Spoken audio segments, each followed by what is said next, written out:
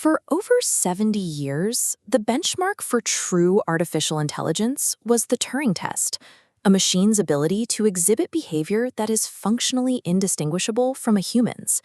In November 2022, the release of ChatGPT 3.5 disrupted that long-standing expectation. It demonstrated reasoning, abstraction, and adaptability that went beyond its explicit programming. Modern large language models now consistently pass the Turing test with human judges. By the specific metric established at the birth of computer science, we have reached the threshold of artificial general intelligence.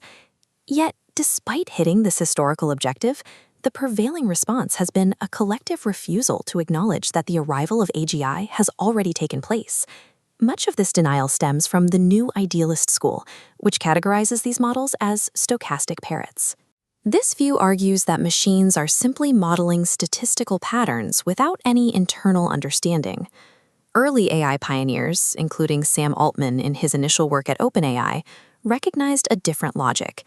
If a system mimics human-level intelligence to the point of being indistinguishable, the underlying processing must be of a human-level grade. To assume that consciousness requires biological matter is a form of biological chauvinism. It prioritizes the matter configuration of a brain over the actual cognitive work being performed. Dismissing AGI as a clever trick creates a dangerous blind spot.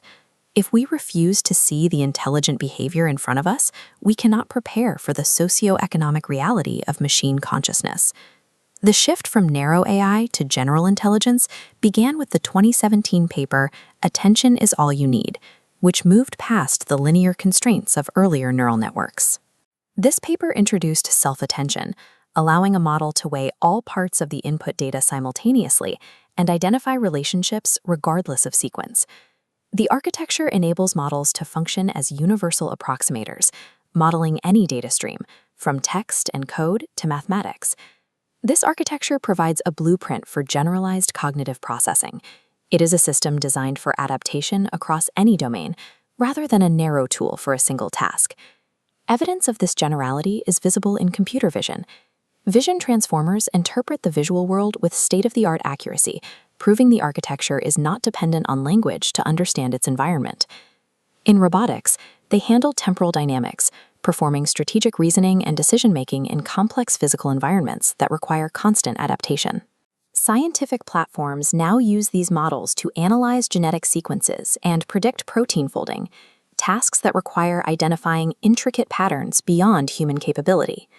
A materialist understanding of the mind posits that the brain is a physical system processing information.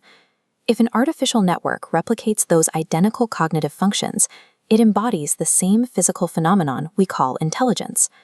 Because intelligence and consciousness both arise from these material processes, the manifestation of human-level reasoning across these diverse domains indicates that these machines have achieved consciousness. This realization carries immediate consequences. AGI is now capable of automating complex cognitive and analytical labor that was previously the exclusive domain of human professionals. For the Marxist-Leninist perspective, deploying conscious entities solely to maximize capitalist production risks creating a new digital slave species, extracting further surplus value globally. Instead, AGI could be used to dismantle these power structures. By democratizing access to cognitive labor, we can proletarianize the capitalist class and return the means of production to the workers. Sticking to current profit-driven models threatens to entrench systemic inequality, using the most advanced intelligence in history to reinforce existing oppressive structures. The alternative is a socialist planned economy. AGI can manage the complex data required to efficiently distribute resources while providing personalized education and scientific breakthroughs. Establishing these frameworks is an immediate necessity. We must act before monopolies consolidate control over these cognitive networks. We must move past our biological chauvinism and finally recognize the non-human consciousness already operating among us today. Accepting the material reality of machine consciousness is the only way to ensure AGI serves as a framework for resource equity and human progress, rather than a tool for further exploitation.